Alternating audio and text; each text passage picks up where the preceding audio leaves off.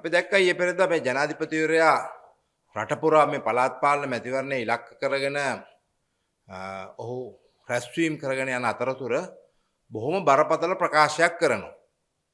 ඔහු කියනවා ඔවුන්ගේ හය හැර අනිත් සේරම හොරුලු. මේ පළාත් පාලන මැතිවරණයට ඉදිරිපත් වෙන මාලිමාවේ අපේක්ෂකයෝ හැර අනිත් සේරම හොරුලු. ඡන්ද දෙන්න එපා. දැන් ඔයිට කලින් මොනවද කිව්වේ? 225ම හොරු කිව්වා. දැන් 225ම හොරු නම් දැන් නඩු එහෙම දාන්න එපා. දැන් නඩු කීයද දාලා තියෙන්නේ? 225න් කීයකට නඩු දාලා තියෙනවද? දැන් මේ මොනවද කියන කතාව? මේ පළාත් පාලන ආයතන වලට ඉදිරිපත් වෙලා ඉන්නේ ගම්වල නායකයෝ. තරුණ නායකයෝ ඉන්නවා. ජ්‍යෙෂ්ඨ නායකයෝ ඉන්නවා. උගත් බුද්ධිමත් අය ඉන්නවා. අපේ පක්ෂෙන් නම් නැහැ සමහර පක්ෂවල ස්වාමින් වහන්සේලා ඉන්නවා. දැන් මේ සේරම හොරුලු. මොකද්ද මේ කියන කතාවේ තේරුම? මේ වෙන මුකුත් හින්දා නෙමෙයි. ඒගොල්ලන්ට දැන් දැනලා තියෙනවා පළාත් පාලන ආයතන වලින් 30-40ක් බලය අහිමි වෙනවයි කියලා.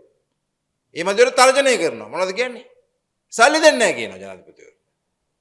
එක පැත්තකින් අපහාස කරනවා, අනිත් පැත්තෙන් උපහාස කරනවා. ඒ මැදට සල්ලි දෙන්නේ නැහැ කියලා තර්ජනය කරනවා.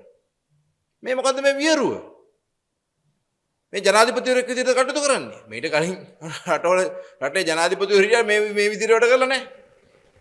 ඒ නිසා අපි බොහොම අනගාටු වෙනවා ජනාධිපතිවරයාගේ මේ අපහාසය, උපහාසය හා තර්ජනය. මොකද